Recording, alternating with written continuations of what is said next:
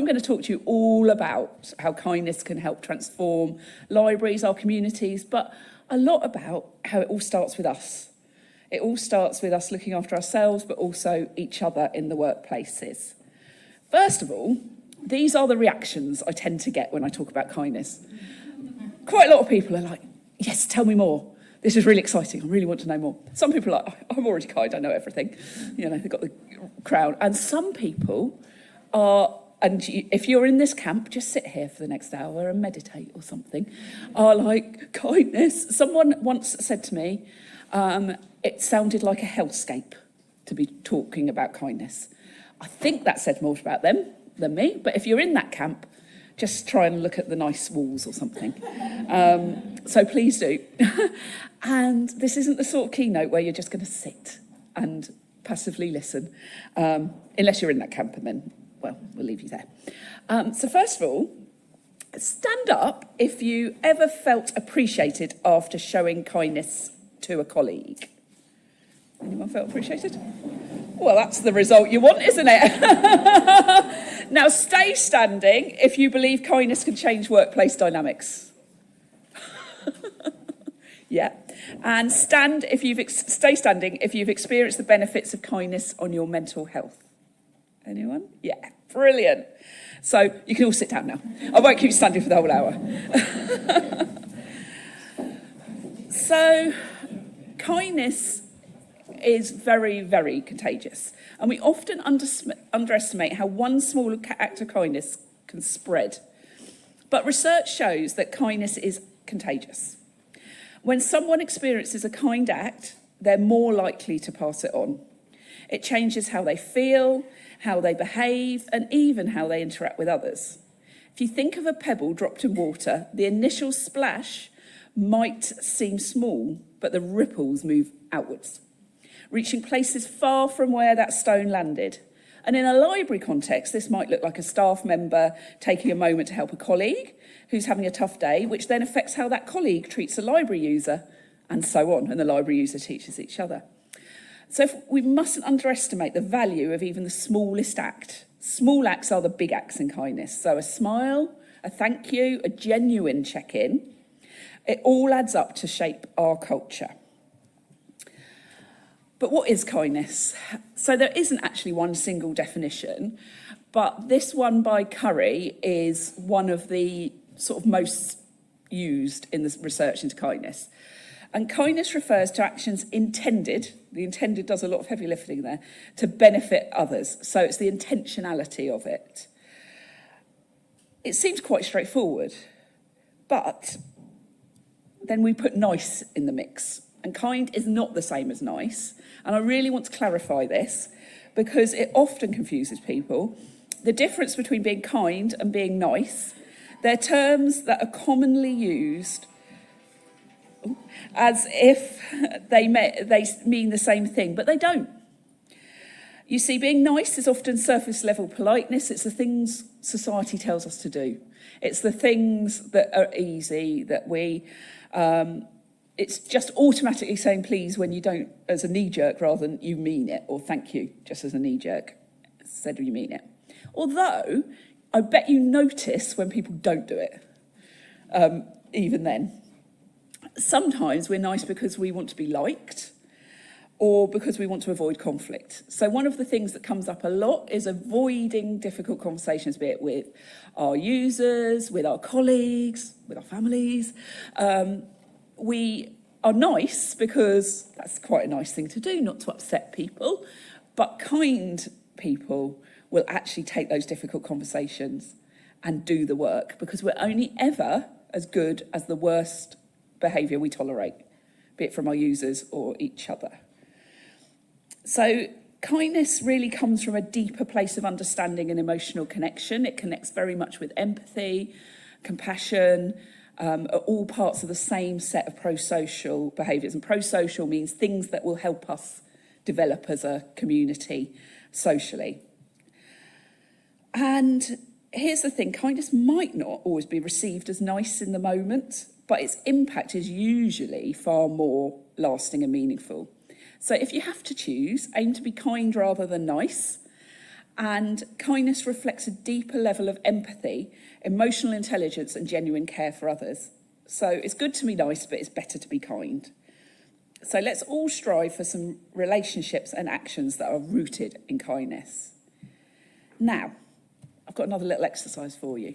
In pairs, can you choose, turn to each other? You can do it in threes if you've got an odd number in your row. And someone choose to be one, and then someone choose to be two. If you're in a three, have two twos, okay? And then, person one, turn to two and try not to show any emotion. And then person 2 and 3, smile.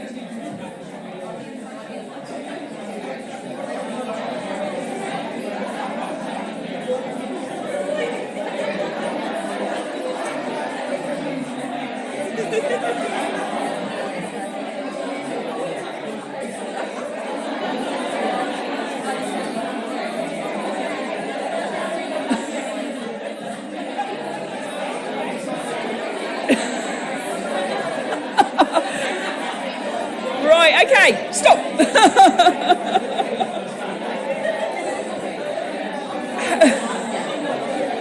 I'm loving the laughter. It's a bit of laughter yoga. So, how did that feel? Reflect on how that felt. If you're the people smiling, how did it feel? And I noticed a couple of number ones who were very good at keeping a straight face. How did it feel if you didn't get a smile back? But also, how did it feel to be person one and try and resist that smile? It's hard, isn't it? And that's a simple thing that can make a change everywhere. I was talking to a group of librarians on Tuesday, and they said that they remarked that sometimes you will be the only people that your users see smile in that day. And just remember that. And it's hard sometimes. We want it to be genuine, but if you can, do it. And the same with your colleagues. A smile can make a big difference. Very little, but also, it doesn't have to be a smile, other little acts of kindness, saying thank you, maybe offering someone who's feeling sad a cup of tea, all will start to ripple out and help. But there's science behind all this. I'm not making it up. This isn't just a bit woo-woo and I'm like, yeah, just be kind. It's more than a good deed. It has a profound effect on our well-being and the world around us. It boosts happiness. Acts of kindness trigger the release of oxytocin, which is the love hormone, the bonding hormone. It's what's triggered when people have babies. Serotonin, which enhances the mood and promotes feelings of connection and happiness.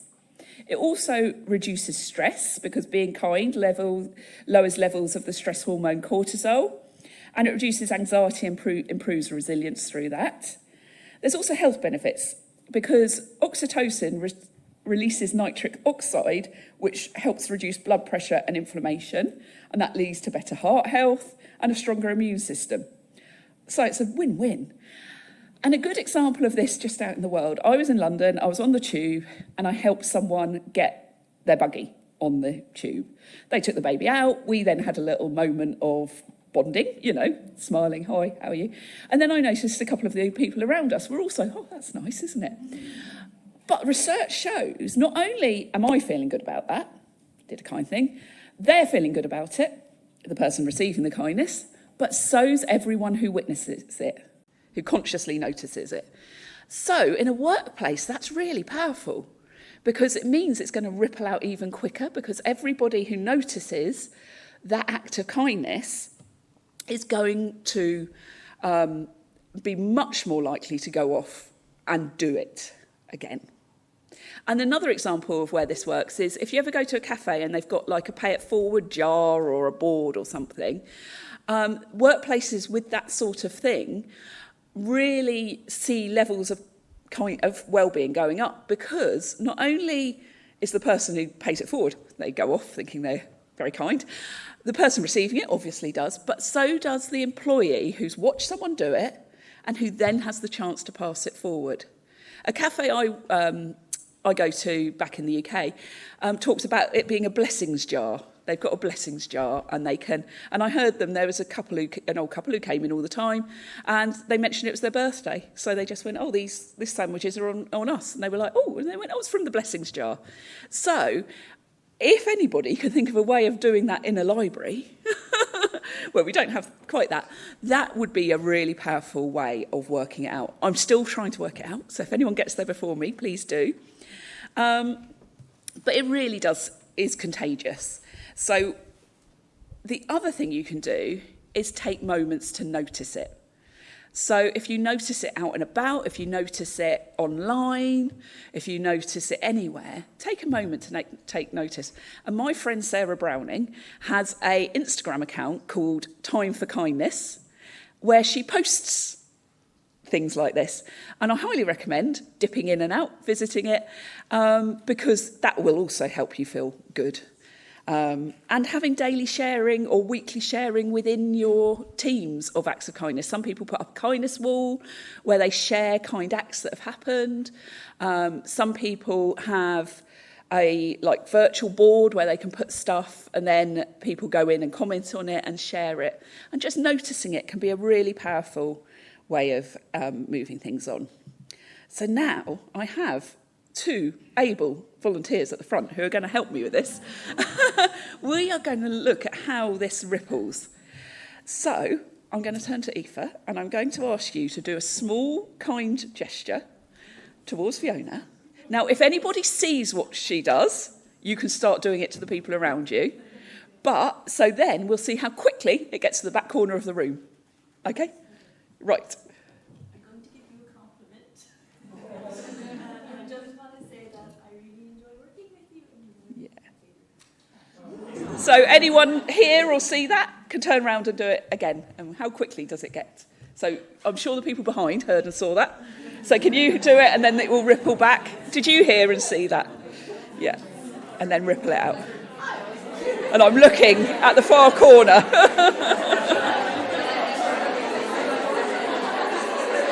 So see what's going...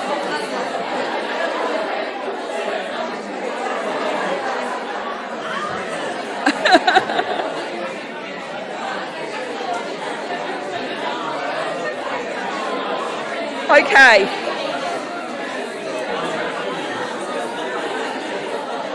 So, has each person paid forward a kind act? I'm not sure if it did reach the corner, but it was to say something kind to the person next to you, basically.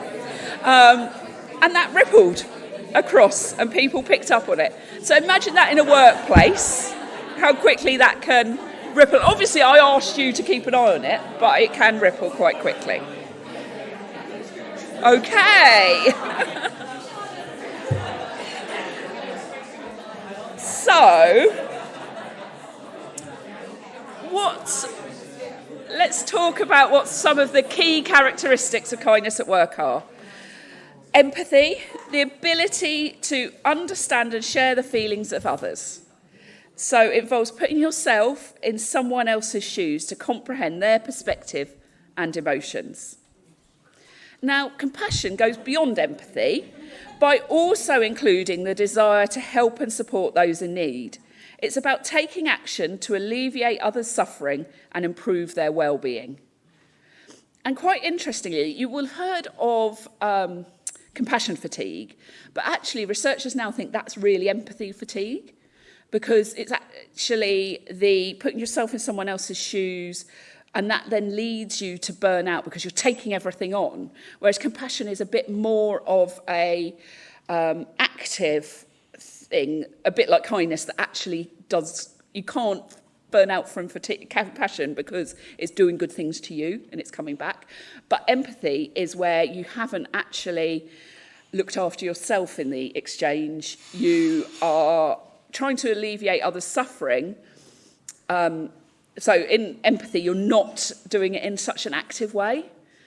And so it's definitely something I'm seeing more and more of in libraries, is this empathy fatigue, where we're taking on worries about our colleagues, we're taking on worries about our users, and we're not looking after ourselves in that process. So we're not taking time away from work, away to actually sit down and go, okay, I'm all right. I need to do something that's different to this. And we'll get into that a bit more. Another aspect is active listening, and we were just talking about this. Active listening is fully concentrating, understanding, responding, and remembering to what is being said. So it's truly being present. It's something we do in coaching. It's really hard to do if you do it properly, but it's worth practicing, because the more you practice it, the easier it becomes. If you have any young people in your life, they are a brilliant thing to practice on. I do it when my son starts talking about Pokemon, and I sit there thinking, I'm going to sit here and I'm going to listen to everything you say with great interest, and I'm going to learn from it. And then half an hour later, I'm still sitting there. But that is a really good way of practicing and being present. And do it with your colleagues. So what I would suggest, if you're going to a one-to-one or a meeting, if you're in person, put phones away. Don't have that phone sitting there, oh, I'm just going to look at that. Oh, there's a text, I've got to look at that. Put that away. Give the person you're talking to your full attention. Do it with your users as well. Then, if you're doing it online, minimise everything else, so you've just got that screen in front of you. And give someone your full attention. And then they'll start doing it back to you. You can practice it and make it a conscious decision. You can say, I'm doing this. But one of the other keys is pause and give people time to say what they mean, because it's actually after the pause the important stuff often comes out. So you might be in a one-to-one and someone's saying, oh, yes, I've got a lot to do, but I'm all right. And then they pause and they go, actually, I'm not all right. This is too much. This workload's too much. And then you can say, I'm hearing this, your workload's too much, how can we help prioritise it? Because often we take on what's urgent for someone else as urgent for us, and it's not. So we end up feeling overwhelmed because we've got a sea of urgent tasks that aren't really urgent. And that can come out of these active listening conversations. You can also use coaching questions in these sort of sessions to try and get things out. And they're questions that aren't yes or no. They're often simply questions that get a bit more information out of you. So maintain eye contact when you're doing this as well. Oh, what have I done? There we are. It's all right. Avoid interruptions. And really do allow them to finish their thoughts. But provide feedback through nodding, through verbal affirmations, just like, oh, yeah, I hear you. Yeah. And reflect back what's been said to ensure understanding. Because how often have we been in conversations where we're like, that's not what I said. And actually, there's a lost in translation, even if we're all speaking the same language. The benefits of all of this... one other thing is inclusive decision making. So this is including everybody in decisions. Now, obviously, sometimes this isn't practical. For example, in the pandemic, I was running a library service. I sometimes had to make decisions very quickly. And if I tried to speak to somebody, every one of the 80 people in my service, that would have been quite difficult. But generally, if you're working on a project or something, bring voices in as soon as you can. Because, depending on your role, you'll have a very different experience of the thing that's being talked about, either the change or the project or the technology needed or the process. So you really need those diverse perspectives and ideas to be considered. Another example of this is when you're doing something for your users or your colleagues and they've got different needs. Now, I am ashamed to say, when we built the new library at Royal Holloway, whilst we did a lot of things and we did make some changes due to feedback, for example, we were going to have a brick path with the names of people who'd sponsored different things in it. And then feedback from some of our students, international students, was culturally, they didn't want to walk on names. So we changed that to a board that worked for everyone. So we did some good listening, but we did a tour just before we opened for staff, and one of our colleagues in a wheelchair arrived, and one of the doors didn't open. It wasn't automated, and it was to get in the whole other side of the building. We did have a workaround temporarily where there was a service lift and we could get them round, but we all wanted the floor to open up at that point. But we were in a very psychologically safe workplace where mistakes were allowed to happen as long as they were dealt with kindly and so on. But if we had had him in the room at some point, you know, and he was a permanent member of staff who'd been there quite a long time. It wasn't that this was his first day and he turned up. We could have invited him to, as a wheelchair user, as well as all the other needs that we had within the organisation. And for some reason, not a single one of us on the project did it. So ashamed of that, but absolutely why you need all these voices in the room. So happy to share it so no one else ever does that. Yeah. So the benefits of all of this, these key characteristics, are that it enhances creativity, innovation, because it incorporates a variety of viewpoints. It increases the buy-in of our teams, as long as everybody understands that there will be other decisions and other cogs that mean that just because you want a cocktail bar on the roof, which was one of the requests from our members of our staff at Royal Holloway, doesn't mean it will actually happen. We tried.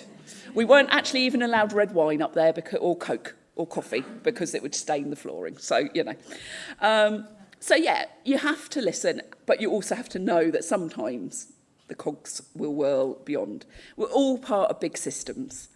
And these systems will sometimes be the barrier. But as long as our libraries are safe, and our libraries are able to work in this way, it will ripple out to the wider organisation. Talk about that a bit more in a minute. We also need to provide constructive feedback that focuses on improvement rather than criticism. That's another way of spreading the kindness. Do it timely as well. Don't wait till your next one-to-one to pick up a mistake someone's made. Just do it in a timely fashion. And also filter it. Is it actually important? Is it something that matters to you as an organisation? Again, at Royal Holloway, we had an ex-member of staff who left who kept emailing about mistakes in our tweets. In the end, we were like, let's not listen to them, because actually we were getting really good feedback on the Twitter account from all the students, the people that it actually counted towards. But at points, we let her voice get bigger because she was an ex-colleague. But actually, Twitter was a live thing that we had to, be real on.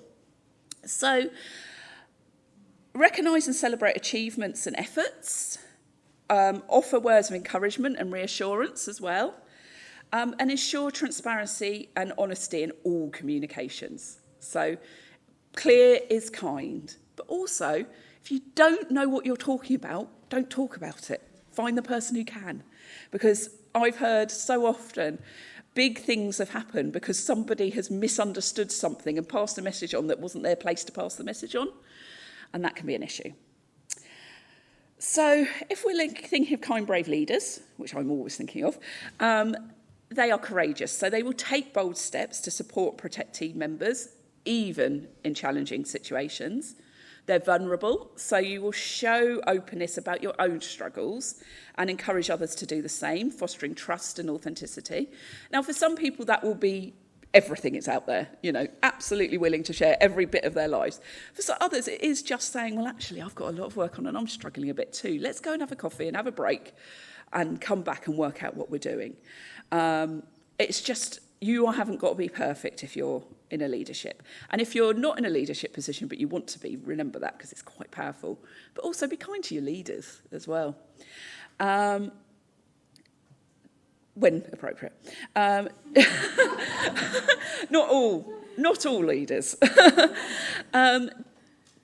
You'll also be more resilient because it demonstrates strength and perseverance, particularly in difficult times, while maintaining a compassionate approach and flexibility, because resilience is actually all about being flexible.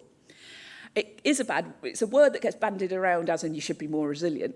Well, you shouldn't be. Sometimes resilience is about saying, actually, I'm going to stop this, or I'm going to put a boundary in, or actually, I need some time off. All of that is signs of resilience. It's not about sticking it out through thick and thin. It's about how quickly you can bounce back and how you can flex. You'll be ethical. You will understand and uphold strong moral principles and ensure decisions and active actions are fair and just. So you will make sure that there's justification behind what's going on. You'll try to understand within the wider system why this thing is happening. Now, this can be hard, and we will talk about that, the role of this in a little bit. But in summary, if you're empathetic, compassionate, you practice active listening, you include inclusive decision-making, and have supportive and communication, you will be building kindness.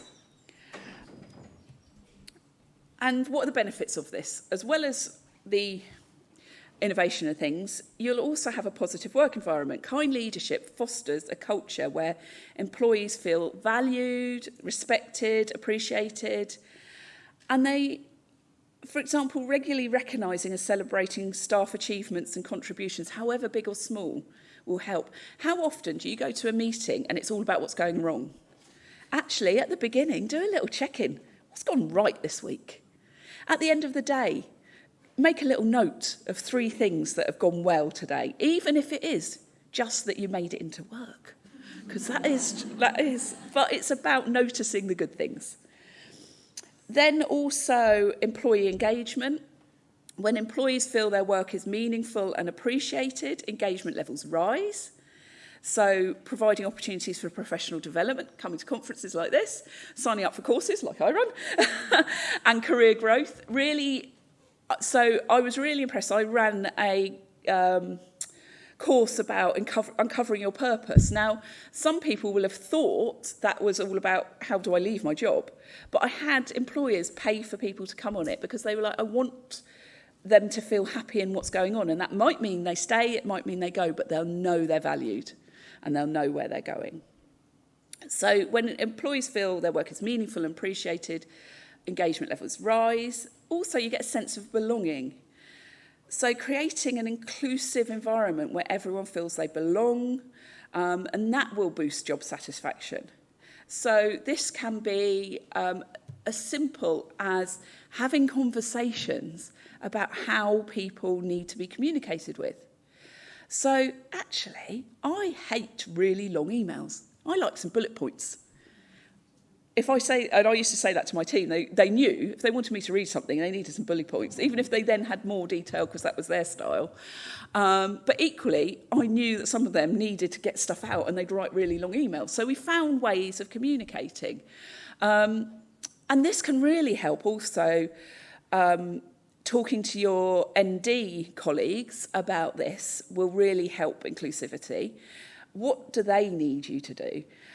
But actually, you'll often find those things are things that if they become the norm within your organisation, actually will just help everybody. Example again of that is having email. Actually, why don't we all put a summary at the beginning of an email? Who's this for? Because sometimes you're copied in more for like tracking than actually who actually needs to read it. Why have you written it? And also make you think about writing it. Why have you written it? And what action do you want from it? And take that time, and then you can put the meat of it in further down. That will help a lot of ND colleagues, but it will also help everybody. And the same with meetings. Why is this meeting happening? Who needs to be there?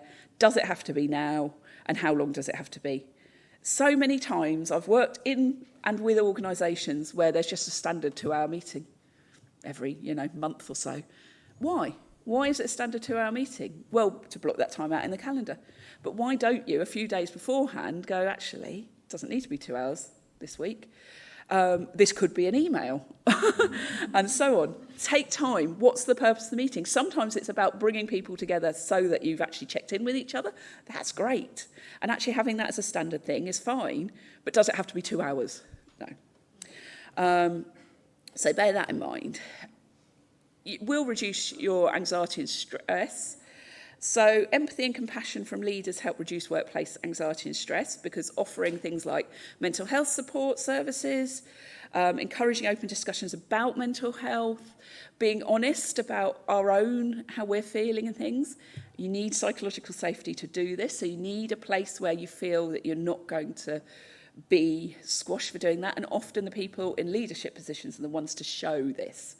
But also, model good rest habits. Model leaving on time. If there's flexible working, I think it's really important that occasionally the leaders get in a bit late or leave a bit early, you know, within the right real rules of flexibility. But at one place I worked, the director was really anti-flexible working. And then we introduced it. And then every Thursday he'd disappear at 4. He was like, I'm going off to play cricket. This is the best thing that's happened to me in my career.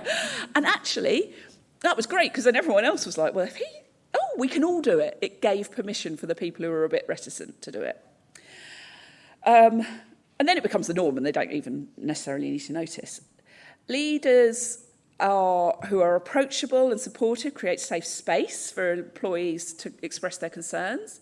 Regular one-to-one check-ins to discuss well-being and provide support. You don't have to turn into counsellors, but a one-to-one that is really powerful if it's owned by the person, not the manager, the person attending, and it's given to them as their space.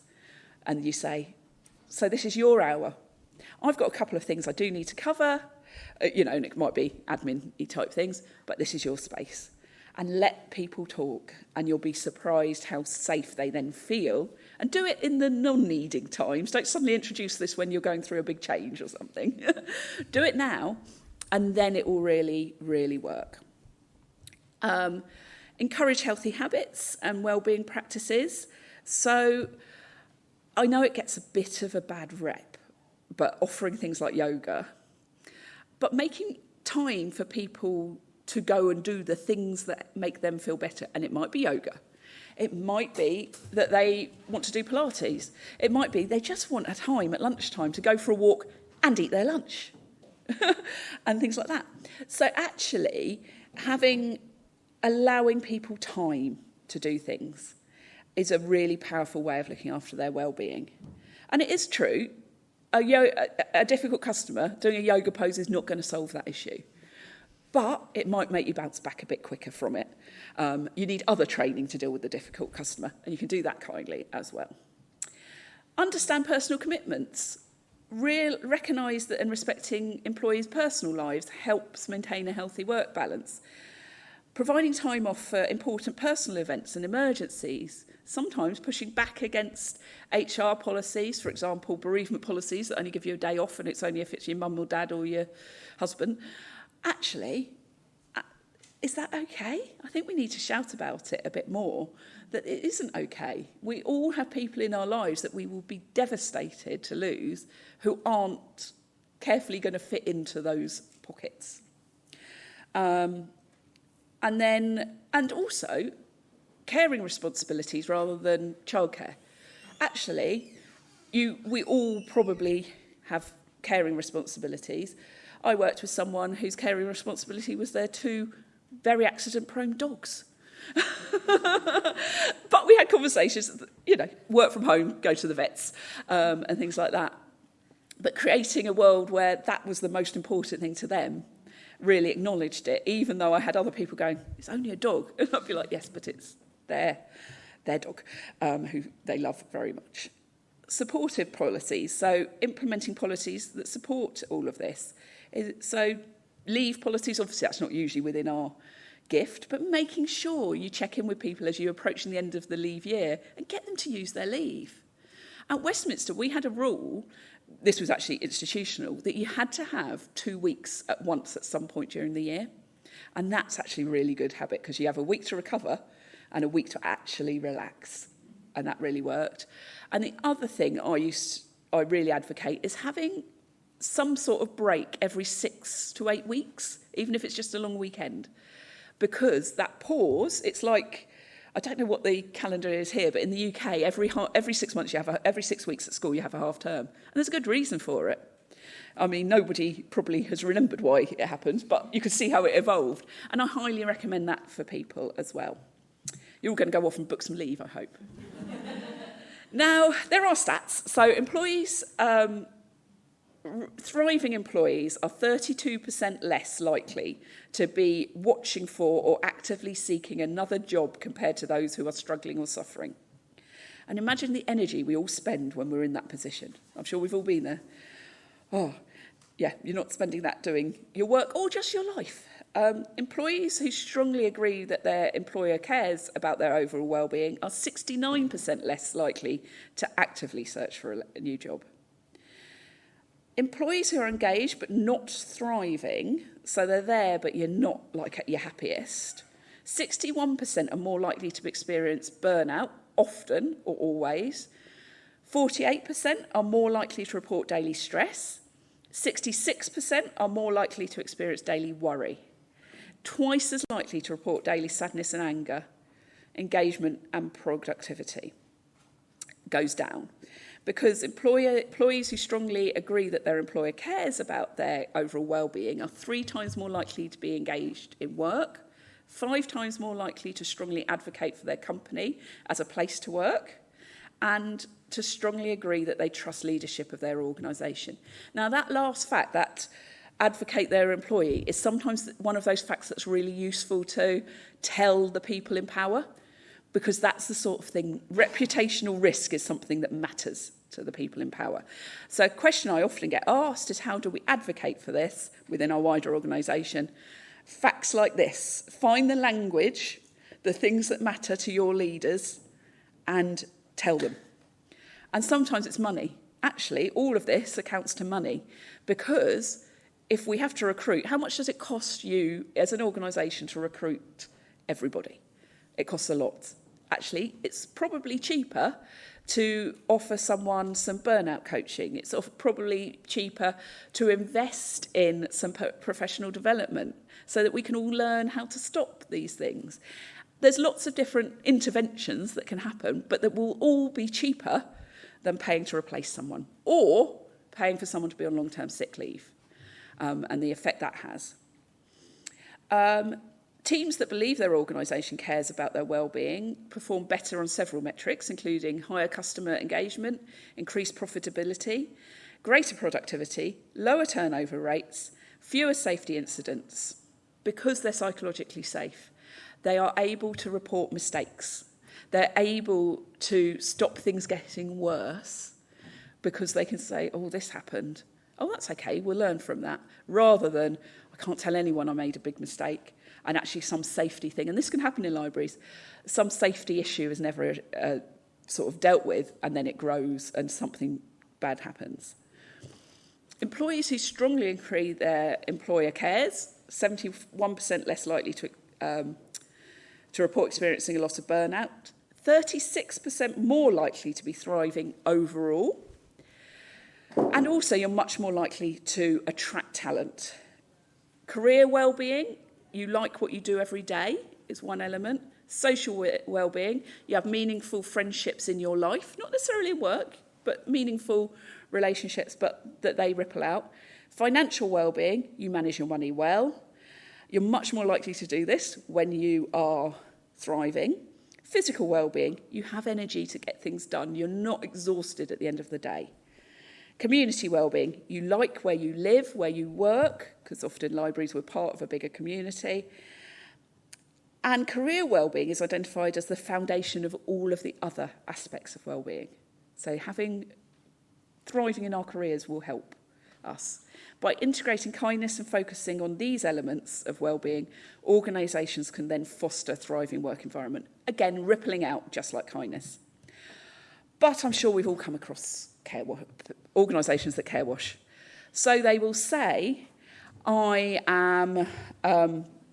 are looking after the well-being of the people, but there's no action. It's all words, no actions to actually match up with that. It occurs when institutions claim to prioritise well-being and care for staff and students, but fail to enact genuine long-term changes that foster real improvements, mental health and workplace culture. It then leads to an erosion of trust. So when we adopt wellbeing rhetoric without making meaningful changes. And sometimes it's as simple as not giving people time to go to that yoga class you've put on.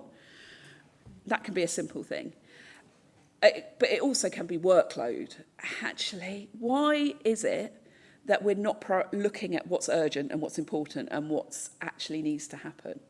And why are our leaders making decisions without talking to the people further down? Because that is care washing as well.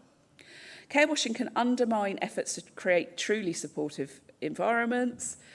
A genuine, holistic approach to wellbeing in all our organisations involves structural changes such as flexible working, mental health support, leadership that actively models kindness and empathy. Now, if we do authentic actions over words, so we commit to having those difficult conversations, what's going on? Why? What needs to change to make things better? And why policies need to change? What processes and policies are unkind? Get in there. We can make real differences. Leaders should model kindness and create a culture that values mental health and well-being. Encourage and reward genuine acts of kindness within the institution, fostering a caring, inclusive work environment. Librarians, as well as central staff members, play a key role in promoting genuine wellbeing initiatives. You'd be surprised, even if you feel your library's a bit invisible, how connected you are compared with other departments within your institutions. Libraries are we're often the people, just partly personality, but partly just because we're quite a neutral space where people come and people talk. And if you map out your connections within your institution, I bet they're in several departments, for example. And if you look at the whole library, there'll be lots of different ones.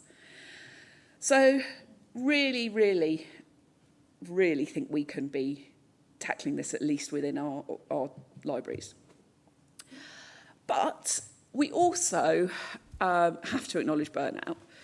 Now, I am a burnout coach, and Jane Morris, who came up with this, trained me. She's amazing.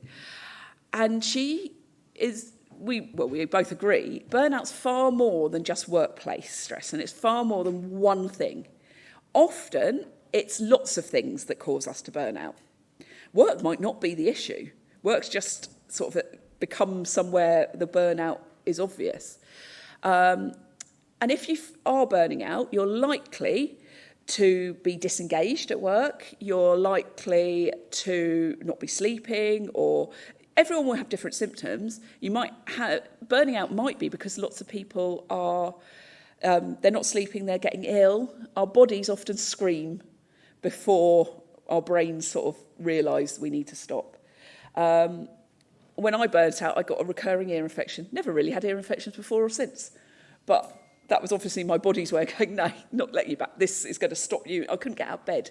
It's going to stop you in your tracks. So burning out is very, very extreme. And it's different to stress. Stress is much more something that we experience that can actually sometimes push us on.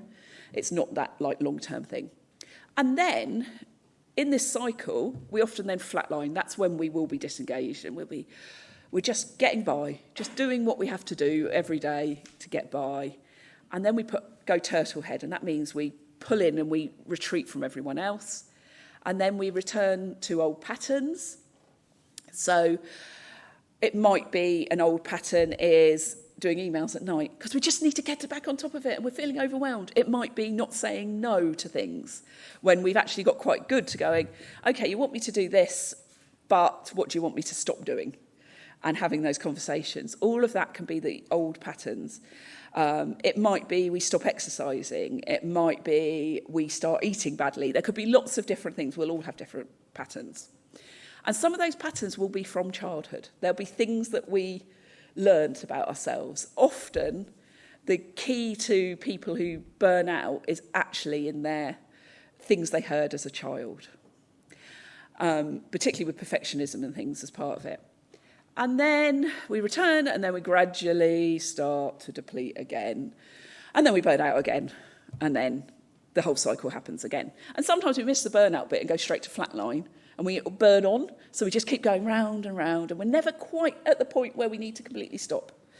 But the number of people burning out that I hear say, oh, I've been signed off for 2 weeks because I'm really, I think I'm burning out.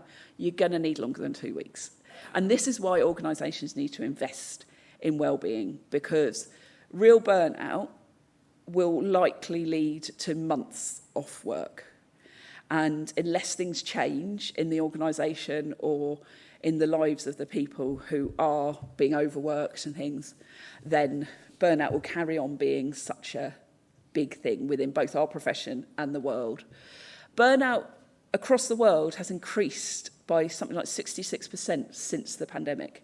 So whilst workplaces have become so much better in many ways, it's much more normal to be able to work from home, it's much more normal, people are much more open, lots of the things I talked about, burnout is still there because actually we've got this actions and words aren't always marrying up. And the other thing I don't think any of us are very good at is switching off when we're at home. So actually, how many people in this room, when you're at home, actually have a proper lunch break away from their screen? Oh, a few of you. You're really good. Well done. Well done. But it's very easy to go, oh, that's an email. I'm just going to go back over here midway through. I'm just getting my dinner. I'm just doing this. Actually, find the things that get you to step away. Particularly if you're in a situation where your desk's in your living room or your bedroom or something. Make sure you have ways of stepping. Some people put in something in the morning and evening that enforces that commute almost. So they go for a walk or they have some point in the day that is a definite stop. And that can really help. And another thing that can really help with burnout is having an opposite world. So this is the idea that we all have things like hobbies or passions that we need to do to allow our brains to recover from the work. So it might be you have something you love doing. For me, it's actually going out for a swim. That's my opposite world. I love a swim. It's a great way of switching off. But for some other people, it's writing. I've done a lot of poetry writing recently, and that's been a bit of using a different part of my brain than writing about kindness. Really recommend finding something. And it could be just going for a walk to start with. But also, these things don't have to be huge changes. Just start with something for 5 minutes. 5 minutes a day will start to form that habit. Do it for 90 days and it becomes a habit. Okay, right, just quickly, I'd like to introduce you, I'm going to talk to you about kindness being an antidote. So, chronic stress and burnout thrive in unkind environments. Burnout is on the rise in libraries, as I've mentioned. Pressure, isolation. So I don't know if any of us are solo workers, but that is a huge pressure because you're the only person. And I remember from my days of managing people who sometimes were solo workers, you need boundaries, you need systems, be it an out of office that says, I'm not replying for 48 hours, manage expectations and so on. Kindness is very much a protective factor. I also have developed this kind framework. So this can help in all sorts of communication within organisations. Know your intentions. So why are you sending this email? Why are you calling a meeting? Why are you doing this piece of work? Invite dialogue about it. Have a conversation with someone else. It might be a peer to go, I'm doing this, but I'm not sure I'm the right person to do it, or something before you take it elsewhere. Navigate with empathy. So really try and remember to put yourself in someone else's shoes as you are doing all of this. And drive some positive action. So if you can make a statement by, for example, questioning why a meeting's happening, that is a bit of positive action. Now, it depends on your role, what you feel able to do. But another piece of positive action could simply be making it the norm to say hello to everybody as you come in, or thank everybody, or make a point of, thanking people. And then we really need to create this psychological safety. So it's the belief that you can speak up, make mistakes or disagree without fear of embarrassment or punishment. Inclusion is more than representation. It's about creating spaces where everyone genuinely feels they belong. Kindness helps build this safety. It gives us tools, active listening, for example, to address, and also it allows us to practice courageous conversations and things so that we can actually deal with these microaggressions, these small behaviours that, if left unchecked, become the norm. And we also can then make sure also that we're not excluding anyone. And it's not by brushing it aside, it's by meeting everybody with empathy, curiosity, and a commitment to repair. And that's really important.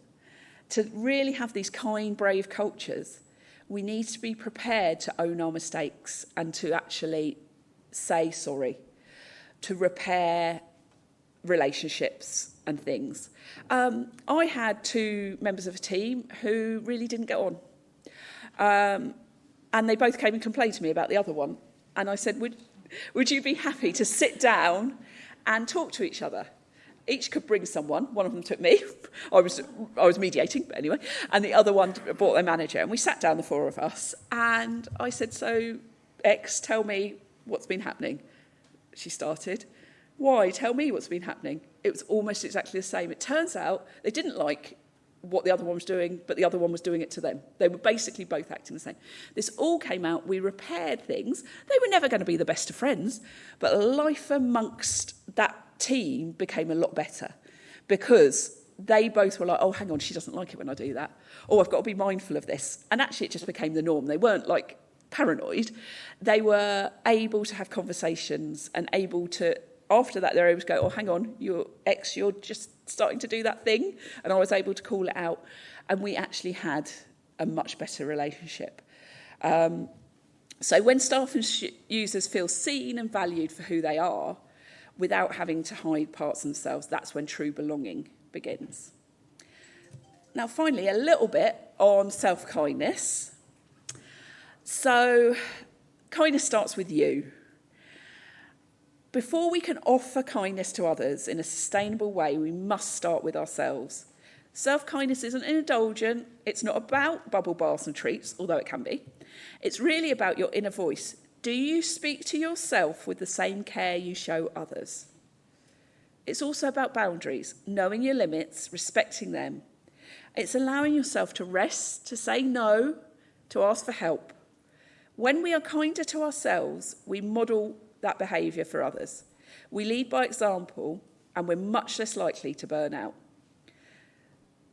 So, ask yourself this. Where do you need to show yourself more kindness? Reflect on that. Bet there's something we all do that if a friend was doing it, we'd say, why are you doing that? And then write down at some point today one kind thing you can say to yourself today. Okay? So have a go at that. And then I just want to introduce you to one of my other concepts, kind goals, which is worth doing as we're probably all approaching development review time and things and setting goals, is think whether a goal is kind to yourself. Is it inclusive of your values? I haven't really talked about that, but values are, you need your work to align with your values. And sometimes that's why an organisation, we start to think, oh, we might need to leave, because the values of the organisation start to jar with what we're doing, and that can lead to burnout. Does it nourish you? No, not all of our goals can nourish us, but actually there should be something in them that does. Have conversations with your team. Am I the person best to do this goal? Because actually my skill set might not be the skill set for it, but your skill set might be. Having conversations about what energises us at work can really help with this. Now this goes against SMART goals, but actually goals need to be dynamic. Now we could have a final timeline end, but we need to check in on it as we go, and we need some flexibility, and we need to adapt things to change, because as we all know, things can change quite quickly in the world at the moment. So I highly recommend trying to look at your goals through that lens.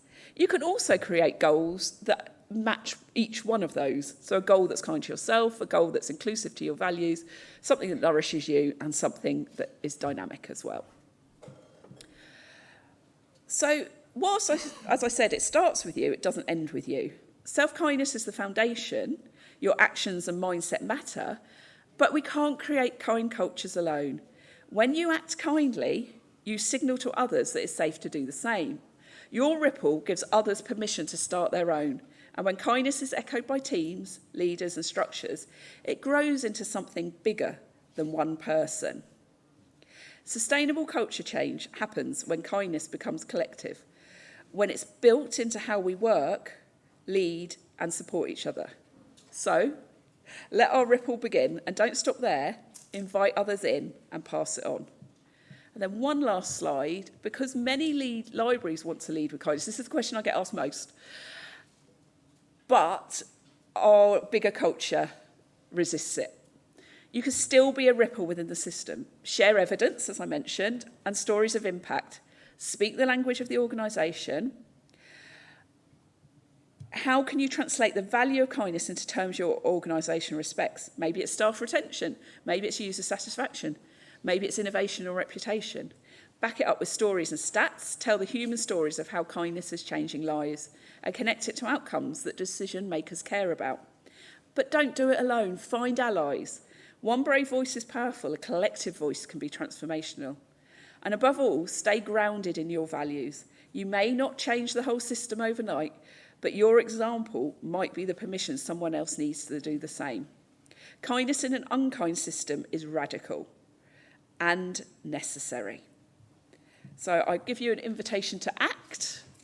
Kindness doesn't end with intention, it begins with you. It isn't passive. It asks something of us to notice, to act, to be intentional. So your invitation this week, this month, this year is simple. Choose one kind action, try it, reflect on what happened. Did it shift anything for you or someone else? And if you're in a position to, share what you learned. That's how kindness spreads, from thought to action to community. Okay, everyone taking a photo of that? One last slide. So this is my book. If you haven't got it, Facet have given me a code to give to you, which is NEW20, and then you get 20% off. And then the QR code will take you to my website where there's a link to the book, but also everything else I do for librarians. I've got a Kind Librarian group, so if the talk has resonated with you, I'm building a movement of kind librarians. So please come and join. You'll get some free courses, you get all sorts of different things. It's growing as the group grows. And please do stay in touch, as you said. Podcast, which I haven't done for a few months. There's quite a lot on there. My newsletter and also everything else I do will be on there. So any questions? Thank you.